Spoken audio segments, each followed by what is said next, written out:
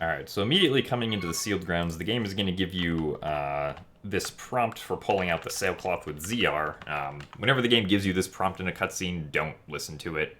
It's always fastest to just let the game pull out the sailcloth automatically whenever Link gets too low. So, yeah, whenever that happens, just don't press ZR. You're going to want to skip this cutscene and then roll over towards the first Deku Baba here. When you get close to a Deku Baba in this game, it's gonna rise up from wherever it's grounded and begin doing this mouth slathering animation. And if you enter into the attack radius of the Deku Baba while it's in this animation, it's going to immediately attack you, which is what happens here. However, what we can do is we can perform a running jump slash right before the Deku Baba attempts to lunge at us, and for whatever reason, this makes the Deku Baba attack Link at his last grounded position instead of the position that he's actually at in the air, which is why it lunges for him like that. And when we do this, we get close enough to the second Deku Baba to trigger it as well. We specifically do not want to roll after this jump slash because we want to make sure that this Deku Baba finishes its mouth slathering animation before we run over there.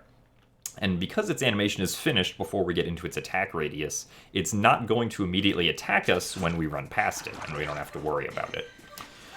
And then for these last two, you just want to stay closer to the one on the left here. And then as it's about to attack you, much like the jump slash with the first one, you want to side hop to the right for this one. So it's about to attack, we side hop right, it misses, and then we can just be on our way. Just a note about targeting things that actually have an arrow above them in this game is that when you let go of targeting something that you can actually target in this game, it takes the game a few frames to actually release the target, so just understand that those targets don't get released immediately if they sometimes feel kind of weird.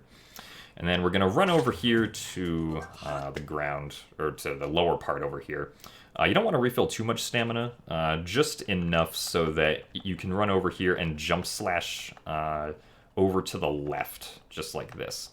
Because for some reason, jump slashing into the pit here will trigger this white fade out a few frames earlier than jump slashing down onto the ground here will. So that's why we jump into the pit right there. And then skip this cutscene, immediately perform a backflip, and then use the sailcloth right before you hit the ground to avoid taking damage. You're going to want to hold down and slightly left so that you can get the proper angle for this. Immediately do a roll and then jump off of the ledge here. I always target to recenter the camera to see where I'm actually going. And then pull out the sailcloth again right before you hit the ground to not take damage, and do another roll towards the center of the sealed grounds. After this landing roll that you do, you want to take out your sword right before you hit the cutscene trigger. This is why we don't quite go on a straight line from the top of the sealed grounds down to this spike, because if we were to roll like over this way into the cutscene, we wouldn't have time to take out our sword. And the reason we want to take out our sword is because after this cutscene, which you just go through by mashing the text, we want to be able to charge a Skyward Strike as fast as possible. So coming out of this cutscene, all you have to do is hold the motion for charging a Skyward Strike, or hold up on the right stick if you're using button controls, while walking towards the ceiling spike, and so you can put the Skyward Strike into it as quickly as possible, just like that. And then it's gonna stop fuming with evil energy, and all the air vents will show up. Hooray! Fi is gonna try to talk to you here. Just mash B again. She's gonna give you two options here. The left option is fastest. Whenever you have an option that has a prompt saying that you can select it with the B button, don't select it with the B button if you want to select it. Instead, you want to hit left and press A on the control stick, because manually selecting the option is a lot faster than pressing the B button to select the option. So whenever we want to select any options on any menu, always manually select it and just ignore that B prompt. And then we get dowsing for Zelda's face, and we're going to turn around and move up the air vents. So you just want to go to the air vent that's pretty much immediately behind Link. You roll over to it, but you don't want to do a roll into it, right? Because if you roll into these vents in HD, they just kind of don't work for a few seconds. Because I guess the game thought that something was covering them or something.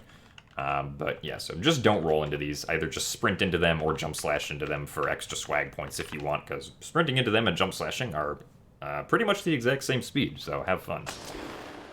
And then we do another roll here. Another jump slash.